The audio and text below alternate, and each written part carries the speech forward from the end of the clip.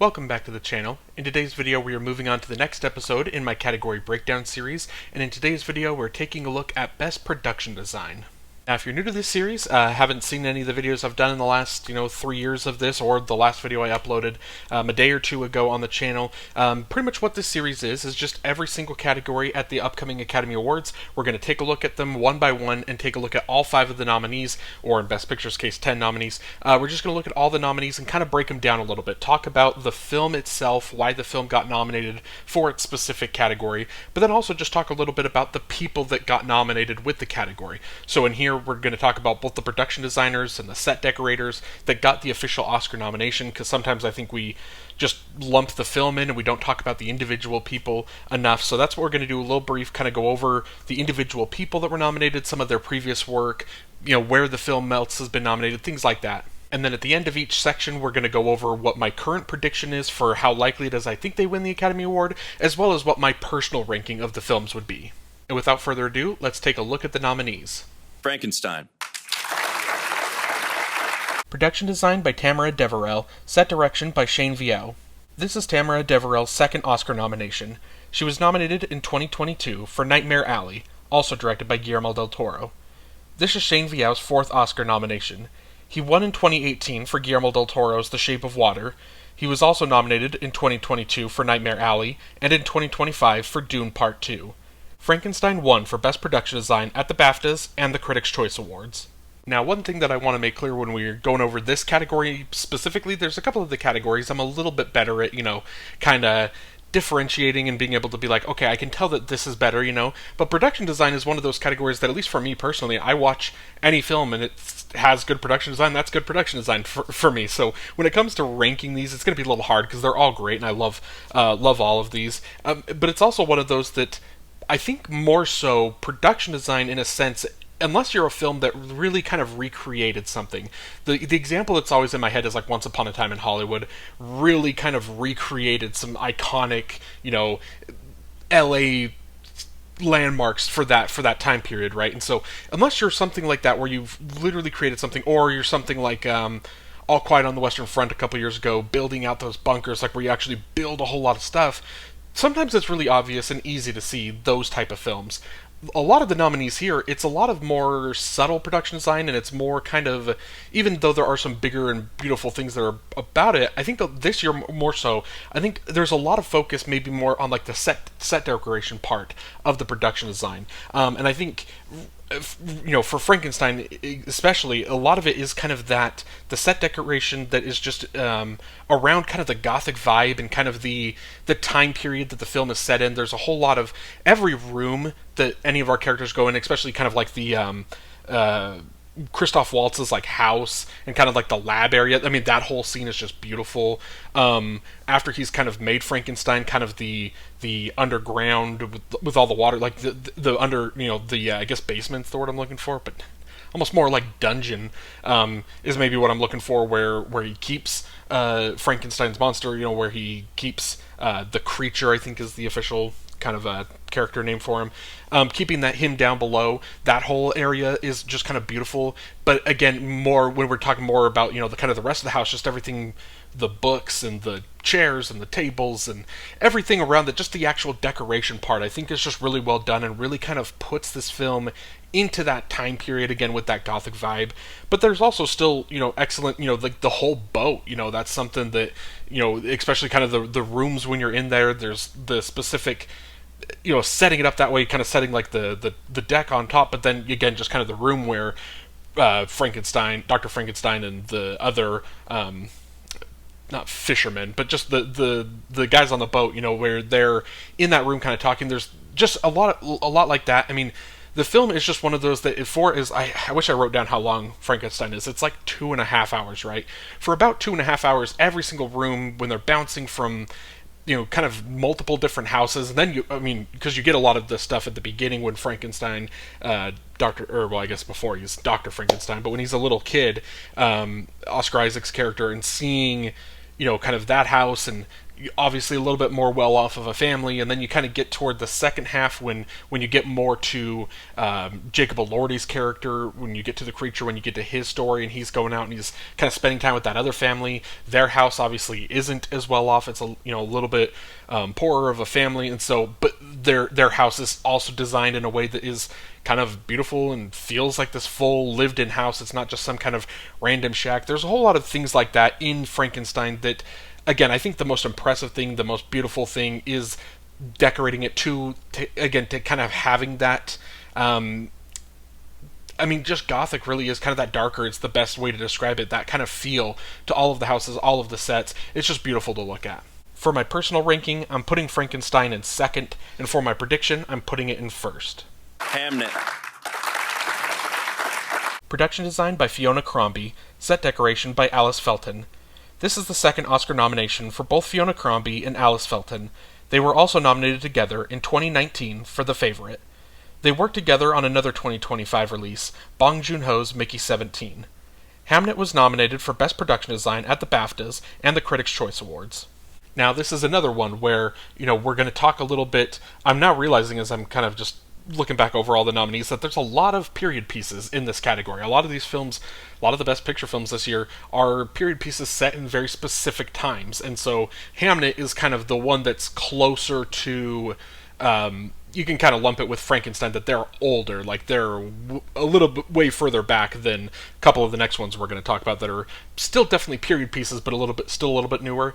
And so for Hamnet's case, you can do the exact same thing that I just did, where we can talk about the beauty of all of the the production design, or the set decoration, I should say, of all of the different individual houses, all the different places they go. Because at the beginning there are a couple different houses, right? You've got where Will's staying, and then you've got where Agnes is staying, and then you've got kind of like the barn, or like the I guess kind of the barn where they have like a couple scenes at the beginning, and then they've also got the kind of like the little school room. There's all of these different kind of things at the beginning, but then it kind of very, very quickly becomes, once obviously they get married, they move into their own house, and then a lot of the film kind of takes place in that house, especially when we're following Jessie Buckley's Agnes, when we're following her character. A lot is in that house.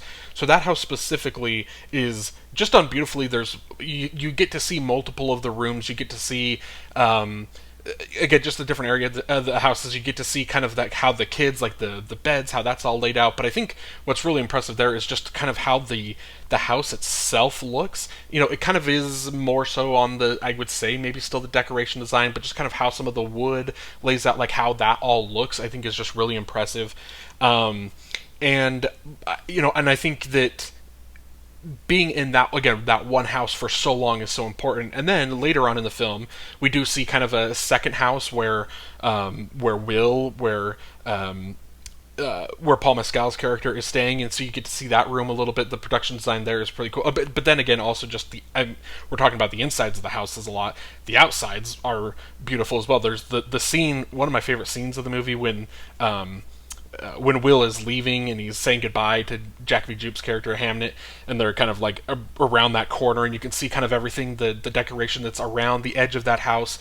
It's all just beautiful, and again, really kind of puts you into that space, into that era of when this film is being set, and it feels very authentic. It doesn't feel, you're not watching this thinking like, oh, this is clearly like a modern day thing. Like they're not doing that much care into making this look better. Like they really put a lot of care, and it makes it feel like you're just watching a film that just happened to be filmed back then.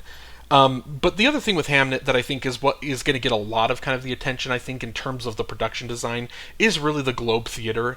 And that's another one. I haven't looked into it too much to see, when you talk about things like Once Upon a Time in Hollywood, or you talk about these films that like recreate something specific for their set, and they get a lot of credit and they get a lot of love and praise for how like a one of one like match they did to that specific thing. I haven't done a lot of research to see if this is this exactly what the Globe Theater looked like? Is this a perfect match? Is this just beautiful? It obviously, it is for the film, but again, I haven't done too much research into seeing if they just absolutely nailed that. But I mean, in terms of what they were doing for the film, it nailed it. And this is also really kind of an interesting production design thing, because it's almost like you get a little bit of like a, not really behind the scenes look at it, but before there's a play being had on stage. Like, you're looking at a stage and you're seeing a play, and you're seeing the fake, trees in the back. You're seeing the different wall. Like, you're getting to see kind of behind the stage a little bit, and more so to like the side.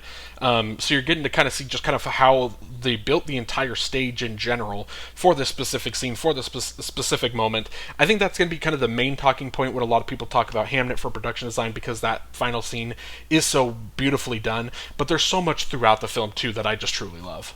For my personal ranking, I'm putting Hamnet in third, and for my prediction, I'm putting it in third. Marty Supreme.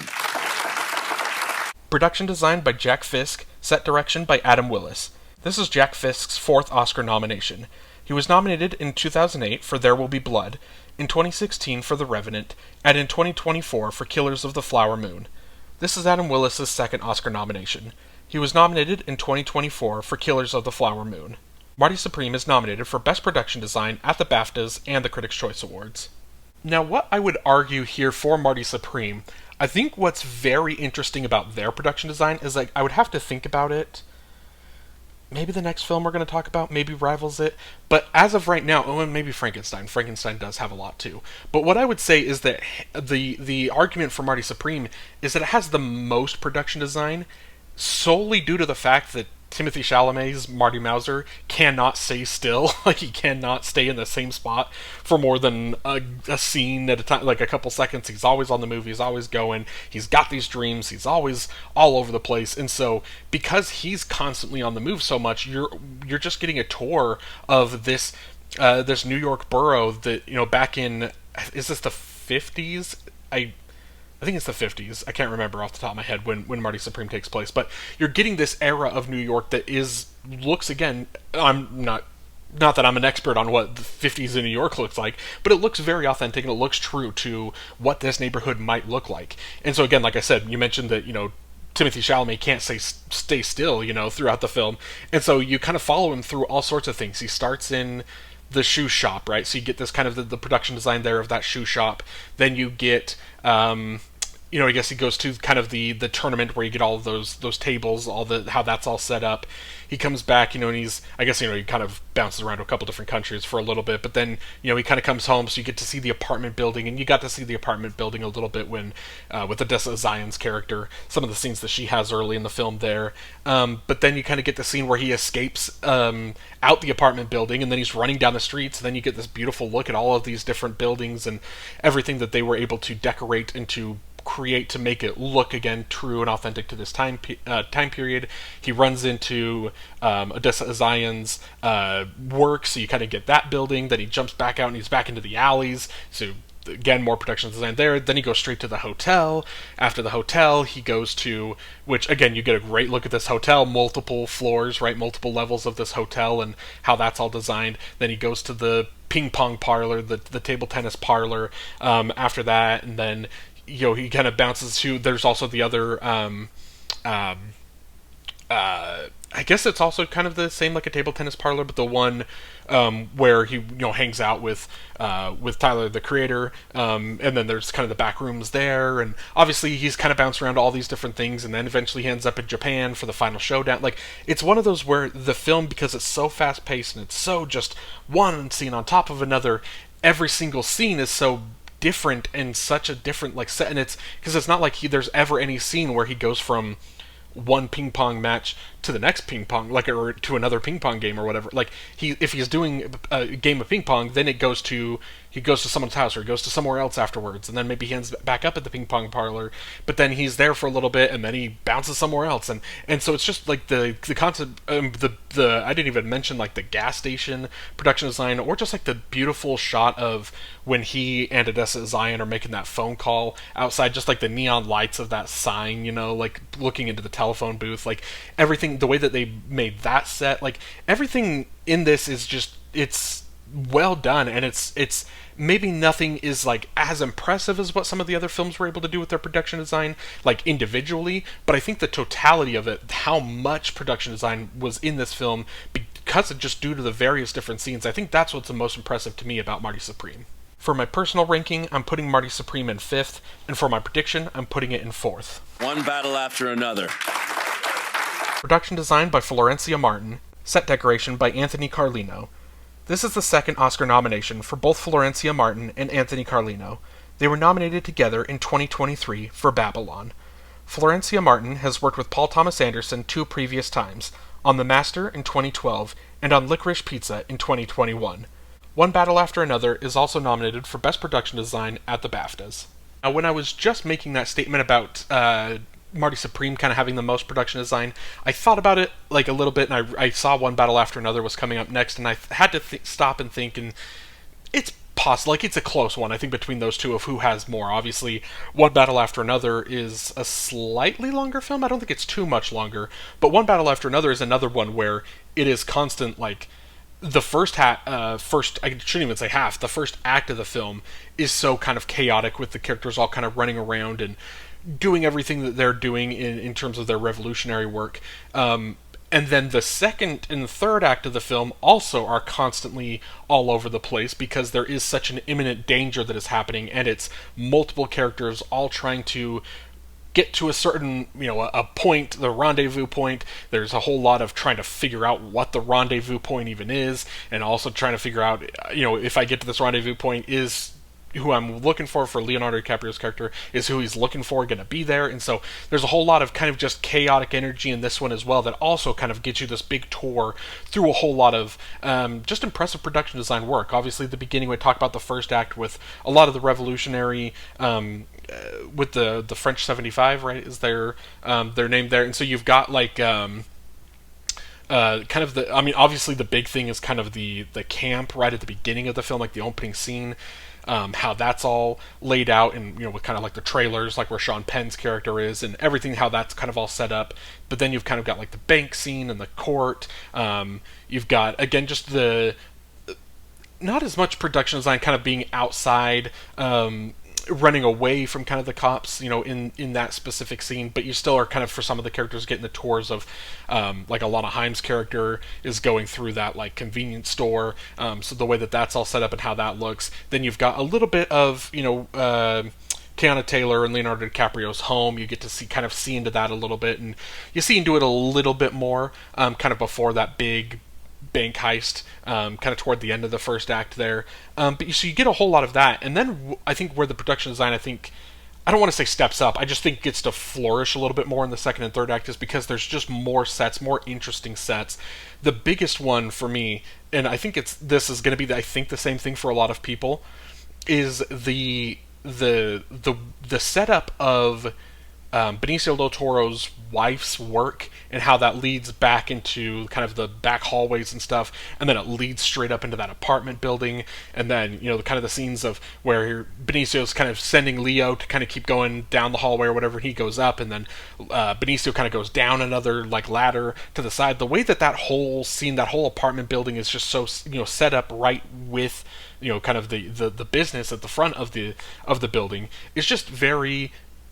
I think that's the most impressive to me. That's the part that when I was watching the film thinking like, oh, this is really cool, the way that they set this all up. Kind of had the same thing with where Chase Infinity and Leonardo DiCaprio, where they're living, their whole house setup, I think is also really well done. Kind of the tunnel system that he's kind of got going, the way that they kind of built that in, super impressive. The church, when they go to the I can't think of the name of the church they kind of end up at the end, but just the scene with when they, don't want to spoil anything if you haven't seen the film, but when Sean Penn and Chase Infinity's characters they're kind of standing in that church, the way it's shot with like Sean Penn kind of coming in and Chase Infinity all the way at the other end, and you're just seeing this emptied, like hollowed out church. I think it was just a really, almost like an interesting production design choice or set decoration design choice, in the sense of like, we're talking about how great all these other scenes, because every shot of these houses are so full and so true to kind of this time period or whatever, and then you kind of get this and it's like, oh no, this is just kind of this emptied out, like it was like the minimalist, I feel like, design is what made it really kind of cool and really stand out. And so that was just a brilliant production design choice. You kind of have the same thing. You also have the like the I guess emergency room is what I'm looking for, when Leo's kind of in the emergency room and the nurse is kind of helping him get out, so you kind of see that, how they're able to kind of get through there. I didn't even mention like the whole Christmas adventurers. When he goes into the house and then ends up going down, it's kind of the whole bunker system down there that they have the whole meeting, and once they get into kind of that room where they're having that meeting, it's just well done. It's another one that I think One Battle After Another and Marty Supreme, what they both have in common, again, I think is just due to the sheer size of the actual sets that they have, as opposed to just one specific set that's really impressive. It's just the sheer volume that they're both working with. For my personal ranking, I'm putting One Battle After Another in 4th, and for my prediction, I'm putting it in 5th. And Sinners.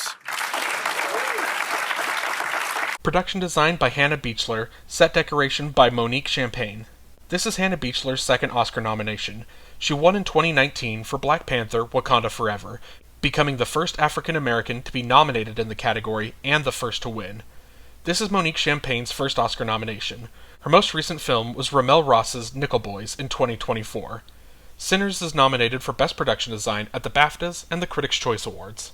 Now, I think I've been kind of teasing this a little bit when I'm talking about Marty Supreme, One Battle After Another, and I keep saying it's all about the sheer volume of the production design that's impressive as opposed to one thing.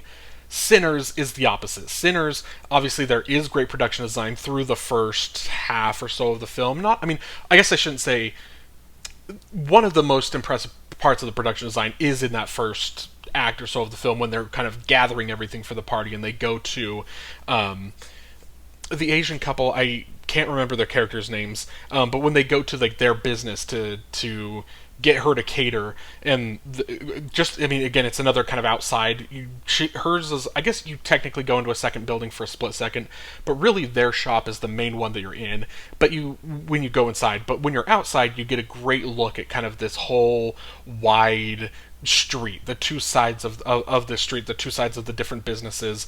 That is, I think, in the first act, I think is very impressive, a very impressive part of the production design. But I think, again, with Sinners, when you're talking about its production design, the thing that people are going to point out, and the thing for me that is the most impressive and part of the reason that it clearly was getting nominated, is because of the juke joint. Just getting that whole setup because of how much of the film takes place here at this juke joint. Again, the first half or so of this film is kind of getting things set up. Maybe it might even just be like an act. And then you get 2 acts, so like an hour and change or so, an hour and pushing 30 minutes maybe, of at this juke joint. And so obviously the production design here had to be perfect. It had to kind of create 2 different atmospheres, right? It had to create the atmosphere of the party and everyone having fun, dancing, singing, listening to music. And then it had to be a great production design. It had to be built and set and made in a way that works very well for the horror elements, for the scares, for the tension that is coming here in really kind of once you get to the third act of the film is when it really kind of turns into, it's still the same building, but now it's serving a different purpose, and it does both of those very well. Again, the fun, lively energy, it fits that, and then it also fits, again, these horrific moments where you've got, Michael B. Jordan, one of his characters is kind of trapped in a different room in there, and so kind of the tension that's building from there. When you kind of get to the different levels of the juke joint, again, obviously there's a whole lot just kind of open in the middle, but then you kind of got up top a little bit higher where some scenes kind of happen again later. This is one where I probably don't need to dance around spoiling anything here because you've seen Sinners. It's been out the longest out of all of these nominees, so you've seen it by now. But just in these videos, again, I try to, because the whole point is I want people that maybe aren't really into the Oscars to find the video and see it. So again, I don't want to really spoil anything specific, but there is just a whole lot kind of there in the third act that's taking place in this juke joint.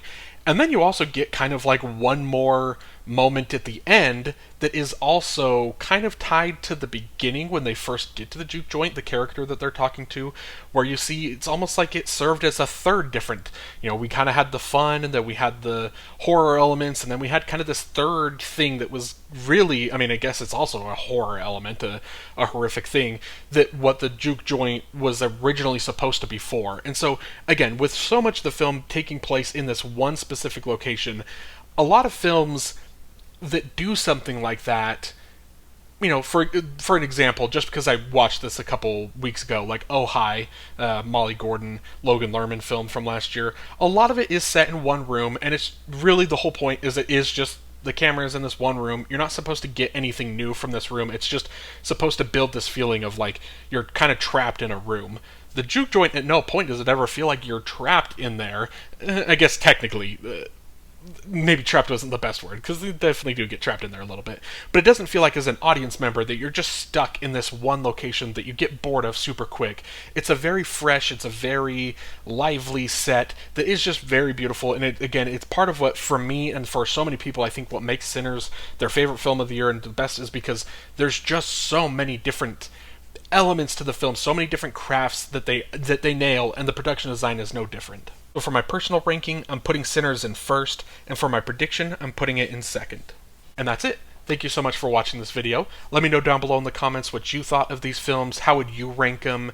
What are you predicting to win? What are you hoping will win? Let me know all of that down below in the comments. And if you'd like to like this video and subscribe to the channel so you don't miss any future episodes in this series or just any of the other series that I have going on my channel, I would greatly appreciate it. Thank you so much for watching. Have a great day.